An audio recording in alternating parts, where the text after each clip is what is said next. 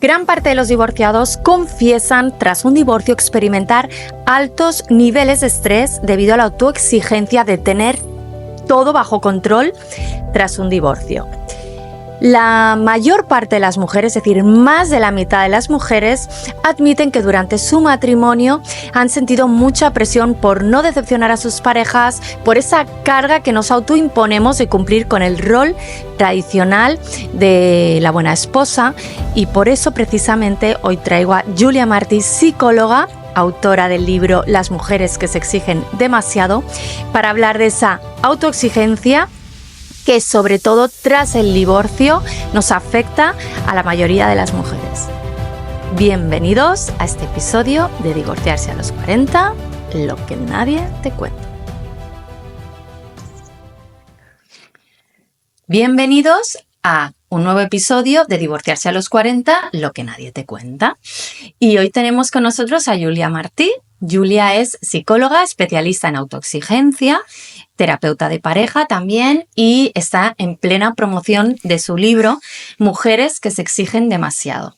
Así que bueno, muchas gracias por estar aquí, Julia. Muchas gracias, Isabel. Estoy súper feliz de haber venido a tu podcast. Ya sabes que soy súper fan del nombre, me parece muy acertado y creo que puede ayudar a muchísimas mujeres. Yo que soy terapeuta de pareja, ¿no? Y que acompaño también a parejas a estar mejor juntas y también en ese proceso de separarse, creo que puede ayudar muchísimo. Sí, gracias, porque claro, estás en plena promoción del libro, muy ocupada, pero bueno, nos has hecho un huequito, así que Exacto. Muy contenta. Sí, muchas gracias, sí, muy feliz. Es que además, bueno, yo te conocí, ¿no? Por el Club de Éxtasis, y cuando vi esto que acabas de sacar tu libro, el tema de la autoexigencia es un temazo, y me apetecía mucho también hablar de este tema en el podcast, ¿no? Porque creo que es muy necesario, porque sobre todo en el caso, aunque yo siempre hablo a hombres, no solo mujeres, hombres también, porque al final le tienen la misma problemática, ¿no? En el divorcio, pues básicamente es un tema relacional, pero también ahí influyen muchos temas logísticos, ¿no? De abogados, financieros, y claro, van perdidos igual, porque al final están en el otro lado, pero tienen la misma problemática que nosotras. Pero sin embargo, en este tema sí que veo que es como un tema muy propio de la mujer, lo de la autoexigencia. Sí. ¿Por qué? Porque nosotras solemos ser más, pecamos, ¿no? De querer ser más perfeccionistas, el querer llegar a todo y el ser tan exigentes con nosotras mismas, más que los hombres. Claro, yo creo que son autoexigencias diferentes. Sí que se exigen los hombres, lo que pasa que está más relacionado con el área laboral, ¿no? Con el llegar a ser alguien en el trabajo. En cambio, la mujer al principio se exigía mucho en todo lo que tiene que ver con la maternidad, porque muchas de nuestras madres pues no trabajaron, ¿no? Trabajaba la figura masculina y la femenina no, y entonces ahí tuvieron, ¿no? que demostrar que eran muy buenas en lo que hacían, pero con la incorporación de la mujer en el ámbito laboral, pues entonces toda esa exigencia, ¿no? se trasladó y a ese ámbito también. Entonces también desde la cultura nos han vendido mucho esto de la superwoman, ¿no? de que hemos de llegar a todo, y tiene que ver mucho con lo cultural. Aunque los dos géneros se exigen mucho, las mujeres tenemos muchísimo peso y muchísima presión por querer ser las mejores madres, pero también ser las mejores trabajadoras. Claro, tienes que demostrar el doble, ¿no? Para Exacto. llegar a donde está un hombre. Sí. Yo creo que ellos viven sin tanta presión. También nosotras es como que en el fondo estamos constantemente demostrando que nosotras también merecemos trabajar porque somos igual de buenas, ¿no? Cuando durante muchos años se nos ha negado esa posibilidad. Sí. Luego hay un tema de lo de la autoexigencia que es referente con el divorcio, ¿no? O sea, yo lo que me he dado cuenta es que muchas veces hay una crisis en la pareja porque, ¿qué pasa? Una mujer que es muy autoexigente genera una perpetua frustración y una insatisfacción constante, porque es como que nunca es suficiente, siempre, ¿no? Quieres mejorar, hacer las cosas mejor, o sea, es constante tu autocrítica, ¿no? Personal. Entonces, esa exigencia que tienes para ti, también la trasladas a tu pareja. Entonces, te fijas muchas veces más en las carencias de la otra persona, ¿no? Que no en lo bueno que tiene, y también exiges que esa persona un poco esté a tu altura. Es decir, yo me estoy trabajando constantemente por ser mejor y la otra persona no lo hace, ¿no? Entonces empiezo a dejar de admirarle, me empieza a dejar de gustar, y también hay como ¿no? Un poco una lucha de, es cierto que dices, bueno, pero si yo a mi marido o mi pareja ya lo conocía así tal cual es, ¿no? Porque ahora intento que sea de otra manera. Pero claro, si nosotras tenemos esa inquietud, ¿no? De querer ser mejores y ser más exigentes con nosotras mismas, lógicamente lo trasladamos a la persona con la que estamos. Y eso pues es causa de conflictos y de desconexión en la pareja, ¿no? Esa falta de decir, bueno, pues me vas dejando de gustar porque veo tus defectos y ya no veo tantas virtudes en ti. Entonces, bueno... Este precisamente es un capítulo de mi libro, ¿no? Mi libro habla de autoexigencia en la pareja y entonces el primer apartado es cuando la autoexigencia se proyecta al otro, ¿no? Y aquí habría como dos tipos de cosas que suelen pasar, ¿no? Que una de las cosas es, bueno, divorciarse a los 40. ¿Por qué, no? Por un lado es porque en terapia lo denominamos cambios unilaterales, ¿no? Cuando la pareja ha tomado ritmos diferentes y entonces exijo al otro que haya tomado mi propio camino y esto no ocurre de esta manera. Entonces todo el rato pues le exijo al otro que sea de otra manera y en realidad no estás enamorado de tu marido. Estás enamorado de una idealización que eso nunca llega, por eso genera tantísima discusión, ¿no? Y puede ser que un día pues ya no tengáis ese punto en común y eso también es legítimo. Obviamente si la autoexigencia es muy extrema, lo que te pasará es que nunca encontrarás al marido adecuado, porque siempre buscarás una serie de características que es imposible que estén en una única persona. Ese sería como un lado, ¿no? El otro lado sería cuando durante mucho tiempo te has estado exigiendo a ti misma adaptarte a una determinada persona y no encajas, ¿no? Porque la autoexigencia tiene que ver en que yo me exijo aceptar determinados defectos que en realidad en mi corazón sé que para mí son una línea roja y al final me acaba adaptando, pero a los 40 llega un día que ya no puedo más. Porque la autoexigencia cae como una losa y entonces pues me siento cansada, fatigada, me siento deprimida y pongo un punto y aparte a mi vida y decido empezar a vivir mi vida como me apetece realmente a mí. Entonces esos serían como los dos caminos. Sí, justamente en el último episodio con Laura Señera hablamos de la losa de hormigón y hablamos de esta losa justamente que tú has definido muy bien y es una de las causas, claro, de mayores divorcios que hay. Sobre todo en nuestro país, porque hay otros países que sí, que el tema más de la igualdad, al final de las responsabilidades en casa están más repartidas y eso tiene mucho que ver también con la autoexigencia, ¿no? El burnout, ¿no? Que llaman este síndrome de burnout, que es el de la superwoman que también has comentado. Claro. Sí. Bueno, ese es uno de los motivos, ¿no? Yo que además soy formadora en terapia sistémica, ¿no? y formo a muchas psicólogas sobre este tema. El otro día hablábamos en clase de que al final casi el 50% de parejas que vienen a terapia hay infidelidad de por medio, ¿no? Y eso tiene que ver también con que en el fondo no nos acaba de satisfacer la pareja que tenemos y bueno, es evidente que la infidelidad pues no es la mejor solución, ¿no? Lo mejor sería poder comunicarnos, aunque quizá en este momento de nuestra generación no estamos en ese punto todavía, pero bueno, tiene que ver con que hay una parte pues que también hemos de aceptar que no va a estar, no lo podemos tener todo. Claro, es que lo de que no existe persona perfecta, o sea, es un hecho. ¿No? Entonces, ¿cómo enfrentarnos a esa autoexigencia? Es decir, porque es lo que decíamos, nos crea mucha insatisfacción y luego nos genera conflictos también, ¿no? En nuestras relaciones. ¿Cómo, en terapia, por ejemplo, cómo tratas esto con tus pacientes? Vale, ¿cómo trato el que sean menos autoexigentes? Porque aquí hay dos trabajos diferentes. El tema de la aceptación, entiendo, tiene que ver con la autoestima. Tiene que ver. Hay más profundidad de lo que parece. Claro, en terapia de pareja se trabaja, viendo un poco hasta qué punto lo que tú esperas de tu pareja es realista, ¿no? Y por eso hacemos siempre el trabajo de valores, de poder coger, que eso también lo explico en el libro, cómo se hace, ¿no? 3 cosas de tu pareja que para ti sean innegociables y soltar todo lo demás, ¿no? Pues yo qué sé, para mí es innegociable que mi pareja sea cariñosa. Si tengo un hombre frío a mi lado, pues no es la persona, porque son las 3 cosas que pido. Pero no se pueden pedir 100 cosas, porque entonces los hombres llega un momento que pides tantas cosas que no hacen absolutamente nada, ¿no? O sea, al final se rompe la relación por eso. Claro, ¿no? Y además a ellos también les genera eso, ¿no? El estrés y no soy suficiente.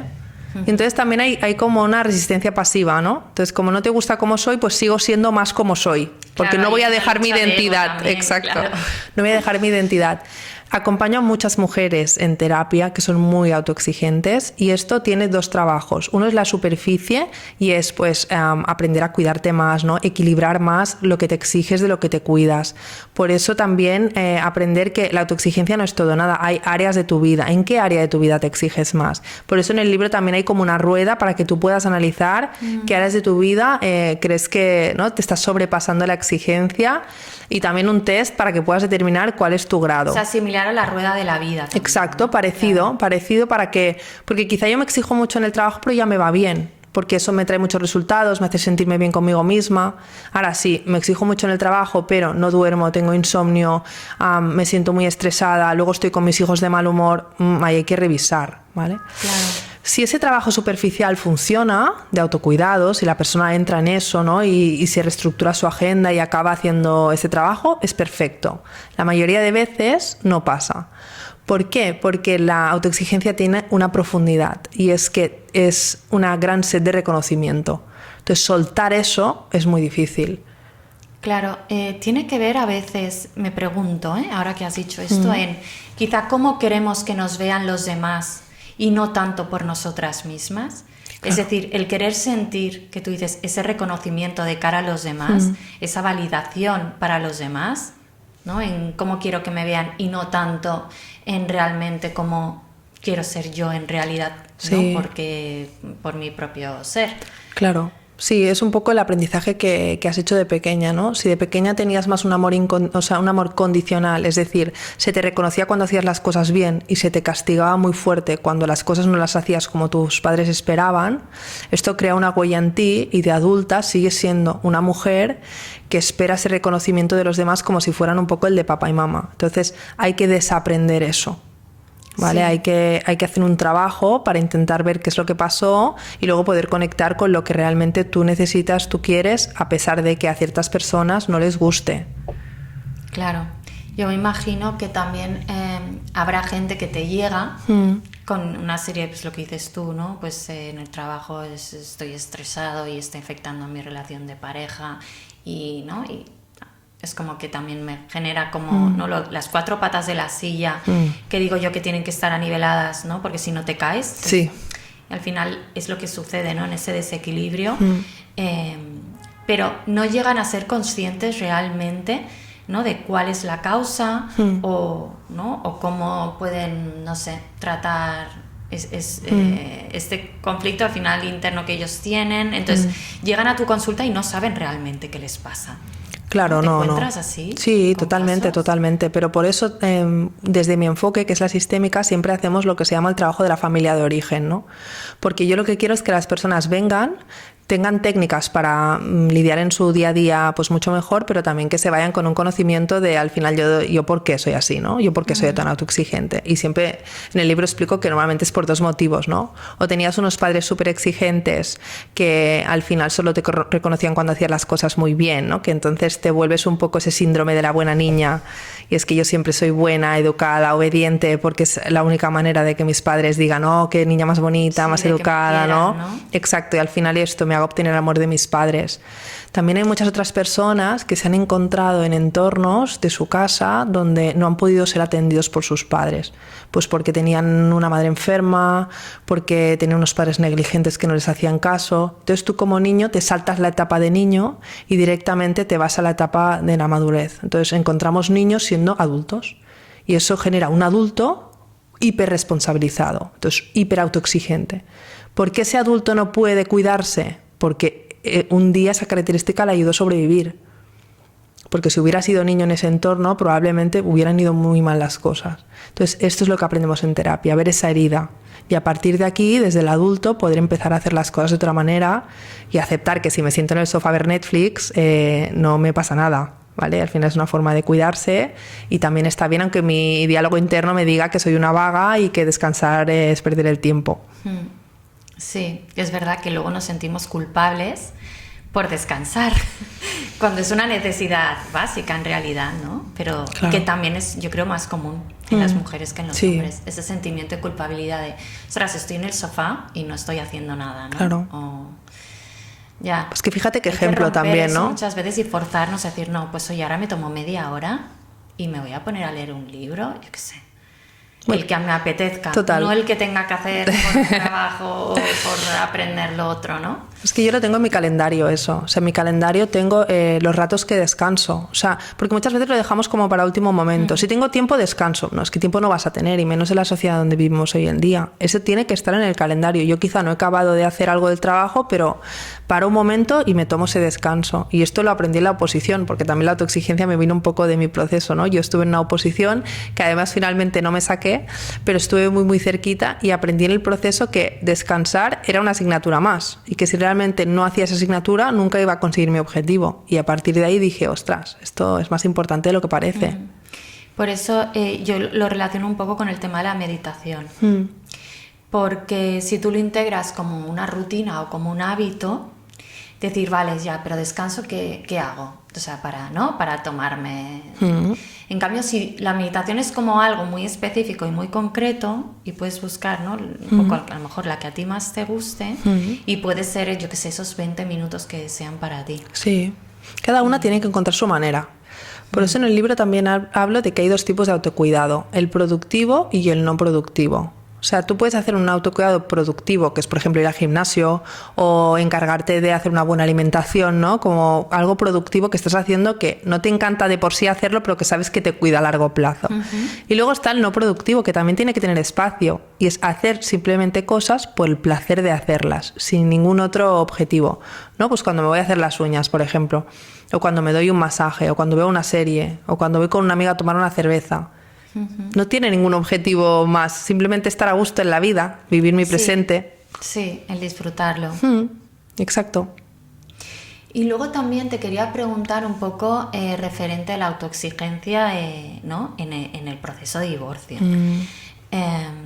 Porque claro, es un proceso de cambio que genera mucho estrés, y eso pues también lo trasladamos, ¿no? Lo trasladamos a nuestros hijos, se traslada, ¿no? En el ambiente laboral, en final todo nuestro entorno, toda esa presión social también, ¿no? Que nos encontramos alrededor. Y bueno, ¿cómo conseguir? Antes hablamos tú y yo de un tema de organización, porque cuando tienes tantas cosas en la cabeza, tantas cosas por hacer, que al final es como emprender una nueva vida con el divorcio, ¿no? Es como que se rompe algo que afecta a todas las áreas de tu vida. Entonces, o sea, ¿cómo te planteas decir, vale, pues ahora mismo no pasa nada, no llego a todo, no voy a poder cumplir con las expectativas que sí podía cumplir antes en estas áreas, porque estoy en este momento de cambios, como cuando haces un traslado de casa. No, es que ahora no puedo porque estoy de mudanza, es que este mes, ¿no? Y es como, no sé, yo lo veo algo como, se puede ver, o sea, visualizar muy bien con el ejemplo ¿no? de mudanza, y es eso, es como hacer una mudanza. Entonces, ¿cómo ayudas, no sé, a tus pacientes en estos momentos de cambio? Para las personas que son tan autoexigentes y que no pueden en ese momento, ¿no? Dedicarles ese tiempo. Para decir, bueno, no pasa nada por no hacerlo, no pasa nada, vamos a hacer este break, vamos a parar, lo que tú dices, ¿no? A desaprender para volver a aprender qué es lo que nos sirve y qué es lo que no nos sirve. Porque claro, en una nueva estructura de vida tienes que hacer, ¿no? Ese planteamiento de decir, analizar, a ver, poner 4 prioridades, y a lo mejor hay otras que ya no nos dan los resultados o no nos sirven como antes. Bueno, y habrá incluso que saldrán mejor, ¿no? Porque o sea, también, como tú dices siempre, también el divorcio es una oportunidad, es las dos cosas, es una oportunidad y a la vez es una pérdida, y esto implica mucha ambigüedad, y yo creo que es lo que más cuesta en los procesos de divorcio, de entender que a días estaré bien y a días estaré fatal, porque es un proceso de duelo y hay que aprender a acompañarse en cada momento, cuando estés bien y cuando estés mal, y no significa ni que lo estés llevando bien ni que lo estés llevando mal, lo estás llevando. A veces no hay que poner como adjetivos, ¿no? De lo llevo bien o lo llevo mal. Primero hay que aceptar que es un proceso de duelo, es un proceso, por lo tanto necesitaré tiempo. Yo creo que en el tema del divorcio hay mucha prisa. ¿No? Quiero como estar en el final de este proceso ya y estoy en el principio. Es un proceso, y donde más exigencia hay evidentemente es con los hijos, autoexigencia con los hijos. ¿Por qué? Porque quiero que estén lo mejor posible, quiero que les afecte lo mínimo posible, pero también los hijos son personas y es natural que les afecte, y esto no es malo. Algo que me encuentro mucho es que las mujeres pensamos que es nuestra culpa y que en el fondo es una elección que les está haciendo daño. Pero yo creo que es más una responsabilidad compartida de que la relación al final pues ha tomado otro camino y a partir de aquí hemos de empezar a hacer las cosas diferentes y a dar espacio a nuestros hijos también para que vivan ese proceso como le necesiten vivir. Sí, de hecho, es que ahora me has comentado esto de los hijos y me he acordado de que, porque yo he estado estudiando, investigando un poco sobre el tema del estrés psicológico en los niños, ¿no? Con un divorcio. Porque, bueno, yo cuento muchas veces que mi hija debutó en diabetes después del divorcio y no fue casual, ¿no? Porque un estrés psicológico que causa, ¿no? Una mayor liberación de cortisol y ese cortisol, ¿no? Prolongado en el tiempo puede causar malestar físico y trastornos, enfermedades también, porque afecta mucho, hay muchos casos que afectan el sistema del metabolismo, con lo cual está relacionado con la diabetes, ¿no? Bueno, todo esto vengo a decir que hay un estudio en el complejo hospitalario de Santiago de Compostela que analizaba los niños, ¿no? De padres divorciados y niños que no tenían padres divorciados. Vale. ¿No? Y entonces la conclusión fue que los niños de padres divorciados tienen el doble de probabilidad de desarrollar enfermedades, ¿no? Y malestar físico, ¿no? Entonces, claro, allí dije, claro, o sea, esto es así, es que está claro, ¿no? Claro. Lo de el caso de mi hija que no fue casual. Pero luego, más adelante, me he dado cuenta también de que no es por el hecho del divorcio en sí, si es vale, divorcios, pero porque si hay un malestar en casa, si hay unos padres que no están divorciados, pero están en constantemente malestar, en discusiones, en gritos, en que desautorizas a tu pareja delante de tu hijo. Eso es el estrés psicológico. Claro. Es esto lo que causa el malestar en el niño. Es decir, no el hecho de que por ser hijo de padres divorciados o separados tengan más probabilidad de sufrir, ¿no? Claro. Sino es el hecho de la mala gestión que hacemos del divorcio. Sí. Entonces, es un tema de la gestión de los padres.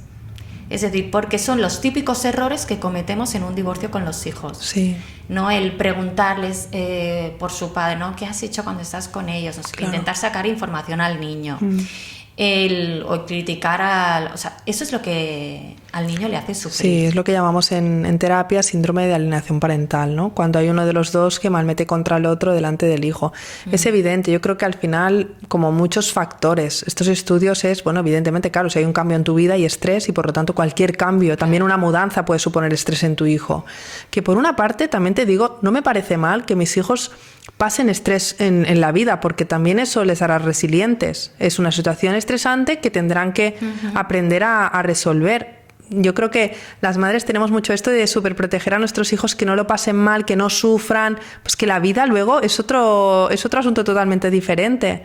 Entonces, a mí no me importa que sufran, lo que sí que como madre les voy a dar todos los recursos que pueda para atravesar eso lo mejor posible, para que sepan acompañarse en sus emociones, para que sepan pedir ayuda, para que sepan detectar una situación que no les va bien. Pero no añadirles un sufrimiento añadido, porque muchas veces es lo que te digo yo, ¿no? Es como nosotros lo gestionamos, porque tú estás desde el enfado, desde la rabia, y eso no lo puedes controlar. Entonces entiendo que en eso yo la terapia ayuda es mucho. fundamental. Sí. También te digo, a veces una lo hace todo lo bien que puede, que en terapia le llamamos tú haz tu parte bien, ¿no? O sea, tu parte la tienes que hacer bien. Y a veces el otro no hace bien su parte y eso genera mucha impotencia. No podemos controlar cómo hace el otro su parte, pero sí que si el otro no está haciendo bien su parte ahora mismo, lo que te tienes que encargar es de enseñarle a tus hijos a atravesar ese dolor, a que vayan a terapia y les pueda ayudar, ¿no? O sea, darles recursos para que puedan atravesar ese momento lo mejor posible. Pero bueno, no alimentar, ¿no? No, totalmente. La otra parte es, no, totalmente. Bueno, no, tú hacer bien tu parte. Exacto. Al final es morderse la lengua, ¿no? Que le hemos hecho y ir a terapia y poder expresar todo lo que no puedes expresar con tus hijos. Exacto. Porque luego muchas veces lo pagamos con ellos, ¿no? Pero sin darnos cuenta. Y luego ya, pues claro, es como que con el tiempo, ¿no? El mal ya está hecho y sale ahí también el tema de la culpabilidad. Pero bueno, yo creo que al final es eso, es una oportunidad también para tener una mejor relación, porque cuando te divorcias es porque está claro que la relación familiar que había dentro no era buena o no estaba funcionando. Y ver esa parte positiva, al final los hijos cuando te ven felices, ellos están felices, ¿no? Y tienen muchas cosas positivas también, lo que hablábamos del divorcio, ¿no? Y de cara a los niños, pues se lo puedes también ver esa parte. ¿No? Sí, siempre hay muchos matices, porque hablamos de divorcio sí, divorcio no, pues que dentro del divorcio hay tantas casuísticas diferentes, porque no es lo mismo que tú decidas divorciarte que se divorcien de ti y tú no lo hayas decidido. Los procesos de duelo son distintos. Una cosa es sentirte liberada porque el duelo ya lo habías hecho, duelo anticipado durante mucho tiempo, y llega un momento que lo decides, y también hay otras ocasiones en las que de repente te encuentras en un divorcio y tú ni siquiera lo habías querido y siempre habías soñado esa expectativa de familia ideal, entre muchas comillas, y de repente, claro, eso es un duelo muy, muy bestia. Sí. Y vemos mucha diferencia ahora en estudios que se están haciendo entre 3 modelos y temporales, ¿no? O sea, hay un modelo más patriarcal, que era el de nuestros padres, en el que el divorcio casi no tenía cabida, ¿no? Estaba muy mal visto. Claro. Un modelo moderno, que es el que nos encontramos nosotras ahora, en el que se le ha dado muchísima importancia a la pareja y se considera, ¿no?, que separarse es como un fracaso, ¿no? Como un fracaso de ese modelo ideal de familia. Pero ahora viene una generación más posmoderna que entiende que la relación de pareja es un área más y ve la separación como una etapa más de la vida. Exacto, un proceso natural. Además, ahora cada vez somos más conscientes. Has dicho lo del fracaso, que también esto es... Eso es un tema. Claro, es que no hay éxito sin fracaso, pero... Esto es algo, ¿no? Como que en América está, sí, cuando la gente emprende te preguntan, vale, pero ¿qué has hecho antes? Claro. En plan, ¿qué otro negocio, ¿no?, has emprendido antes que haya fracasado? Porque entienden que, ostras, si todavía, ¿no? Si no le ha ido nada mal, claro, vamos mal. Porque no tiene ese aprendizaje, ¿no? Claro. Y al final aprendemos del fracaso, mucho más que de los éxitos, ¿no? Sí. Y entonces, bueno...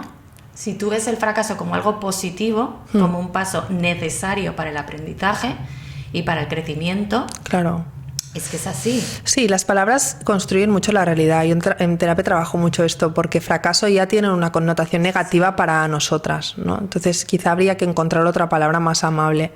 Aquí tiene esta connotación porque fusionamos el fracaso con la identidad, ¿no? Es decir, si yo voy a una academia de inglés y no sé aprender inglés es porque yo no soy capaz. No te fijas de que lo que en realidad te ha ido mal es el método de aprender inglés. Lo que hay que hacer es cambiar de método, pues quizá te va mejor hacer un speaking de inglés, ¿no?, para aprender. Entonces, en terapia trabajamos mucho a defusionar eso, o sea, tienes que defusionar el fracaso de tu identidad. Tú eres independientemente de que aprendas inglés con speaking o yendo a una academia. ¿Vale? Y aprender nuevos métodos de hacer las cosas. Claro, sí. Es que esto también me viene a la cabeza lo de la importancia de poner el énfasis en el hecho, ¿no? Y no en la persona. Claro. Esto también pasa con la pareja, con los hijos, ¿no? No acusar desde, ¿no?, la persona, tú eres así, claro, porque tú siempre... No, sino en lo que ha hecho esa persona, ¿no? Sí. Pues esto pues no está del todo bien, pues podrías hacerlo de otra manera.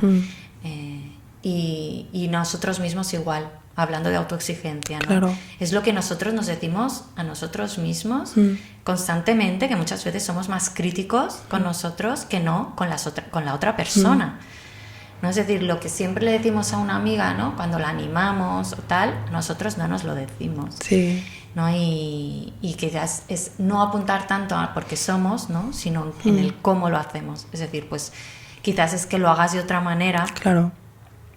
Y no tanto que tengas que ser de otra manera. Que el nivel de exigencia es diferente ahí, entiendo yo. Sí, totalmente. Y por eso con los hijos pasa esto, ¿no? Si estás intentando llevar este proceso con tus hijos de una determinada manera y no hay manera, no sale, pues tus hijos están mal, ¿no? Pues hay que encontrar otra manera. No es que tú no les sepas acompañar, es que hay que buscar alternativas. Alternativas a absolutamente todo hasta que encuentres la que dé. Y los hijos... Lo curioso que tienen es que como van creciendo, esas alternativas tienen que ir cambiando, porque lo que haces hoy no te sirve mañana, ¿no? Y tienes que ir reinventándote constantemente. Sí, y cada uno es diferente también. Y Exacto. necesita cosas diferentes, ¿no? Que ahí también el tema de la educación es complejo. Sí, pero esa exigencia en la maternidad, siento que a veces no nos concentramos en lo verdaderamente importante, ¿no? Que esto, hay como un triángulo en el libro que lo explica, que son las 3 áreas donde tú tienes que estar atendiendo a tus hijos, ¿no? Que sería el área de reconocimiento y de la valoración, es decir, tú tienes que reconocer a tus hijos, valorarles positivamente. Luego, la parte de la ternura, tienes que ser cariñoso, cercana con ellos, cálida. Y por último, protegerles de posibles cosas que les puedan pasar en la vida, pero además también darles la autonomía suficiente para que puedan por ellos mismos crecer. Si tú tienes estos 3 vértices, ya lo tienes todo. No necesitamos nada más. Los niños no necesitan nada más que estas 3 cosas. Entonces, si sabes esto, es mucho más fácil concentrarte en aquello que puedes hacer y estar tranquila con que con eso es suficiente. Porque si no entramos en la rueda de siempre puedo hacer más. Pues bueno, me ha encantado esto. Bueno, tengo muchísimas ganas de leérmelo porque a todo esto no me lo he leído, tu libro aún. Pero bueno, y estaré en la presentación también. Qué guay. Sí. Así que bueno, muchísimas gracias por venir y nada, estamos... Muchas gracias, Isabel. Me alegro mucho de haber venido aquí y nada, espero que todas las personas que se hayan sentido identificadas pueden comprar mi libro que se llama Mujeres que se exigen demasiado y además ahí encontrarán pues algunos ejercicios que pueden hacer en cuanto a la exigencia en la pareja y muchísimas otras áreas de la vida. Así que nada, un placer. Gracias.